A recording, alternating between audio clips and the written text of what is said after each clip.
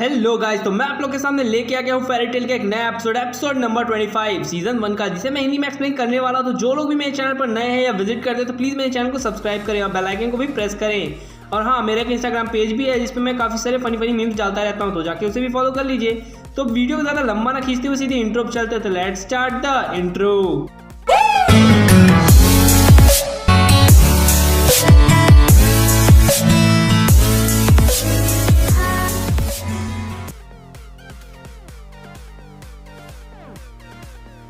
इस एपिसोड के स्टार्टिंग में हमें दिखाया जाता है लूसी का घर, जहां पर हमें समझ में नहीं आता ये यहाँ पे कैसे सीन शिफ्ट हो गया।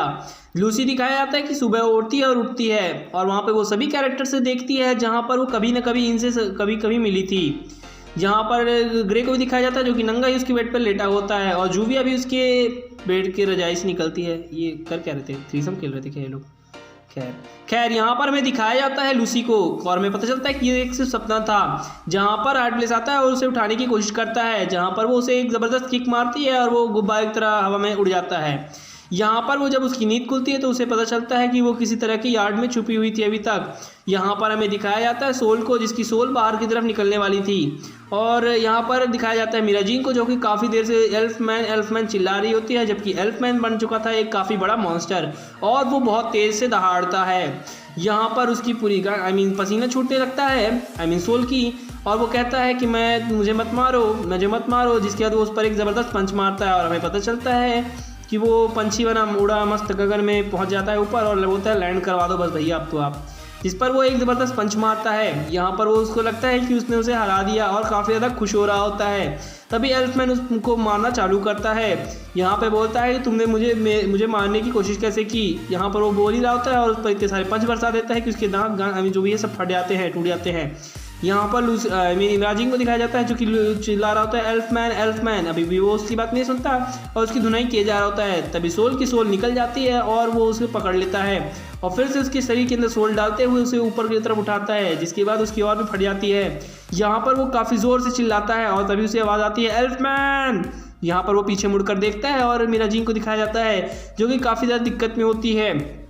तभी हमें दिखाया जाता है एल्फमैन को, जो कि अपने नॉर्मल साइज़ में आ गया होता है और सीधे बचाने के लिए आता है मिराजीन को और उसे अपने गले से लगा लेता है। यहाँ पर वो काफ़ी ज़्यादा दुखी था और हमें पता चलता है कि मिराजीन ने उसे वापस से नॉर्मल करने का फॉर्म ढूंढ लिया है और उसने अपने बॉडी यानी कि डीमन फॉर्म को भी कंट्रोल करना सीख लिया है। जहाँ पर वो अपने अच्छे पलों को याद करता है, जहाँ पर उसके साथ ल्यूजाना भी थी, और वो काफ़ी ज़्यादा रो रहा होता है मेरे साथ। खैर यहाँ पर हमें दिखाया जाता है कि वो दोनों अभी भी समझते हैं कि यहाँ पर अभी हुआ क्या।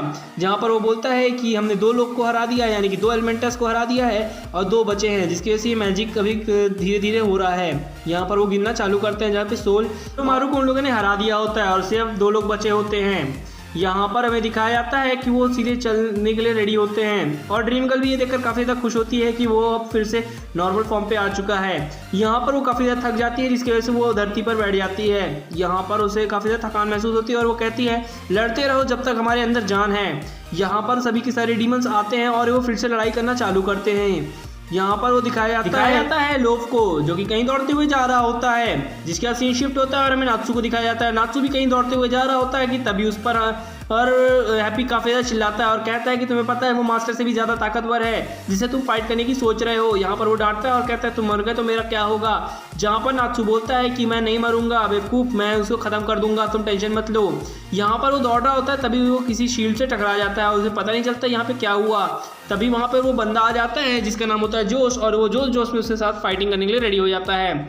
यहाँ पर दिखाया जाता है नात्सू को, जो कि काफ़ी ज़्यादा गुस्सा होता है क्योंकि उसने उसके मास्टर को मारा होता है। ये बंदा रोते रोते बोलता है कि तुम मेरे से फाइट करने आ गए हो, कोई बात नहीं, मैं तुम्हारे को भी मार दूंगा। यहाँ पर दिखाया जाता है हमें ग्रे को, जो कि खिड़की से बाहर निकलता है और देखता है कि बारिश हो रही है, और पीछे से आती है हमारी जूविया, जो कि उससे फाइट करने के लिए रेडी होती है। तभी वहाँ पर ग्रे उसकी तरफ देखता है और यहाँ पे जूविया उसकी तरफ देखती है। पहले तो लगता है कि दोनों लोग लड़ने वाले हैं। यहाँ पर दोनों के बीच में बातें होती हैं, जहाँ पर वो बोलता है चलो फाइट करना स्टार्ट करते हैं।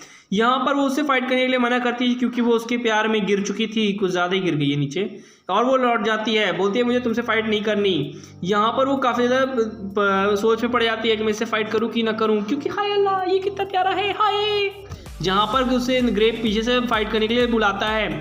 यहाँ पर उससे फाइट नहीं करना चाहती, इसलिए उसने उसे एक वाटर बॉल के अंदर कैद कर दिया होता है, जहाँ पर वो सभी उसको पूरा पानी को बर्फ बनाकर वहाँ से वो तोड़ते हुए बाहर की तरफ निकलता है। यहाँ पर वो उसके प्यार में और भी ज़्यादा गिर जाती है और गिरते गिरते पूरी पागल हो जाती है। उसके बाद वो उसको अपनी आंखों के अंदर देखती है और उसे अपने दिल में बसा लेती है, और बसाते बसाते कहीं और भी बस जाते हैं दोनों ही। ये देखकर आप समझ ही गए होंगे। खैर, यहाँ पर वो उससे पे मैजिक करने के लिए रेडी होता है और उस पर मैजिक कर देता है, जहाँ उसके पूरा का पूरा आइस उसके शरीर को चीरते हुए बाहर की तरफ निकल जाता है। और हमें पता चलता है जो कि जूविया है वो वाटर की बनी है, इसलिए वो वापस से रिकंस्ट्रक्ट कर सकती है अपने बॉडी को। जिसके बाद वो एक वाटर जेट को इस्तेमाल करती है और एक बड़े से टावर के को काट के रख देती है। यहाँ पर वो बताती है कि मैं तुमसे ज़्यादा ताकतवर हूँ, तो मुझसे फाइट करने की ज़रूरत नहीं है क्योंकि जब तक मैं तुमसे फाइट करना नहीं चाहती। जिसके बाद वो फिर से हमला करता है और उसकी बॉडी फिर से काट देता है। ग्रे उसकी तरफ काफ़ी गुस्से से देख रहा होता है ये और कहता है मैं तुमसे प्यार नहीं करता। यहाँ पर उसका दिल टूट जाता है और बोलती है मैं तेरी तो मान मार के आई। खैर, यहाँ पर वो काफ़ी ज़्यादा गुस्से में होती है और तो वो और भी ज़्यादा गुस्से में आने के बाद वो अपना मैजिक बढ़ा देती है, जिसके बाद वो सीधे सीधे हमला कर देती है ग्रे पर। ग्रे उस हमले को संभाल नहीं पाता और वो अपने जल्दी से शील्ड बनाता है। उस हमले को संभाल नहीं पाने की वजह से वो सीधे कूद जाता है खिड़की से जिससे वो निकला था और भागने लगता है। कहता है वो लड़की तो बिल्कुल पागल है, मैं उसे कैसे बचाऊँ। जिसके बाद हमें दिखाया जाता है कि ग्रे फिर से पानी के अंदर आ चुका है क्योंकि उसने पूरे घर के अंदर ही पानी पानी कर दिया है।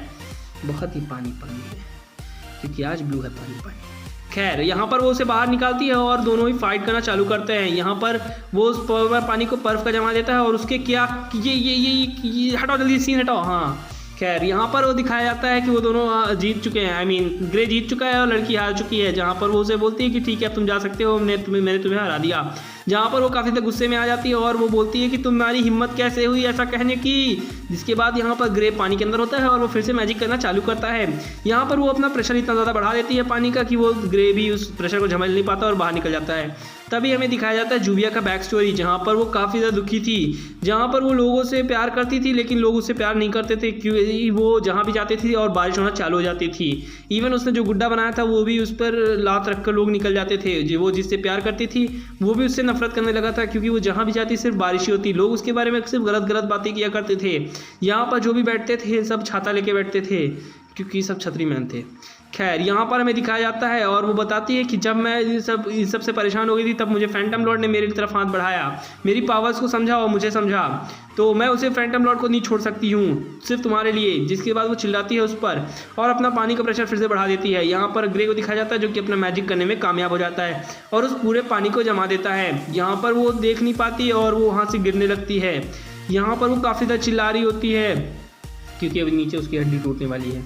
खैर, यहाँ पर वो फिर से अपना मैजिक करता है और उस लड़की को पूरी तरह से एक ज़बरदस्त शील्ड उस पर आइस से जमाने की कोशिश करता है, जहाँ से वो फिसल जाती है और नीचे की तरफ गिरने लगती है और वो जोर से चिल्लाती है मुझे बचा लो। खैर, यहाँ पर वो ग्रे नीचे उतरता है और उसका दिखाया जाता है कि वो काफ़ी ज़्यादा दुखी है, आई मीन उस पानी के अंदर। जहाँ पर वो उसका हाथ पकड़ लेता है, जहाँ पर वो देखकर काफ़ी ज़्यादा शॉक में हो जाती है कि ये मेरा दुश्मन होने के बाद भी इसने मेरा हाथ क्यों पकड़ा। जहाँ पर वो बोलता है कि लड़ाई अपनी जगह है और ख़त्म करना अपनी जगह पर। जहाँ पर वो रोने लगती है और हमें पता चलता है कि रोने पर ही इसकी पावर का ख़त्म हो जाता है, आई मीन बारिश होना ख़त्म हो जाती है। ये देखकर वो काफ़ी ज़्यादा होती है कि उसकी पावर अब ख़त्म हो चुकी है। तभी वो ग्रे पूछता है कि सेकेंड राउंड के लिए तैयार हो जाओ। यहाँ पर उसकी जो भी है सब फट के बाहर आ जाता है और वो वहीं पर डेथ हो जाती है उसकी।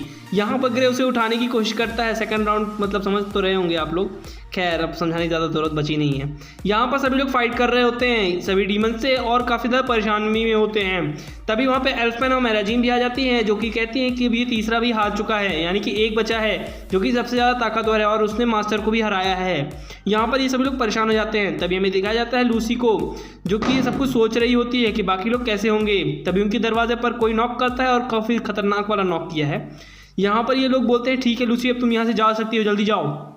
तभी हमें दिखाया जाता है इन दोनों के बीच की फाइट, आई मीन नात्सु और जोस की, जो कि जोस में ही होता है और बोलता है ठीक है तुम मुझसे फाइट करना चाहते हो सैलेमेंडर, तो आ जाओ मैं तुम्हारी खटिया खड़ी करता हूँ। यहाँ पर तो उसके पास वो दौड़ कर आता है मारने के लिए, लेकिन तभी एक इनविजिबल शील्ड उसे क्रिएट कर देता है वहीं पर। यहाँ पर वो उसे मारने के लिए जाता है लेकिन वो उसी से फिर से टकरा जाता है और वो पीछे की तरफ धकेल दिया जाता है। यहाँ पर वो पीछे की तरफ खसकता है और कहता है ये कैसे हो सकता है। यहाँ पर हैप्पी बोलता है कि उसने एक इनविजिबल शीट क्रिएट कर दी और हमें पता भी नहीं चला। जहाँ पर वो बोलता है कि ठीक है अब हमें फाइट करनी स्टार्ट करनी चाहिए। जिसके बाद ये एपिसोड यहीं पर खत्म होता है। मैं इसका अगला एपिसोड काफ़ी जल्दी लेके आऊँगा। तब तक के लिए good bye and sayonara. Thank you for watching my videos and subscribe my channel. Follow me on Insta, link in description. Thank you.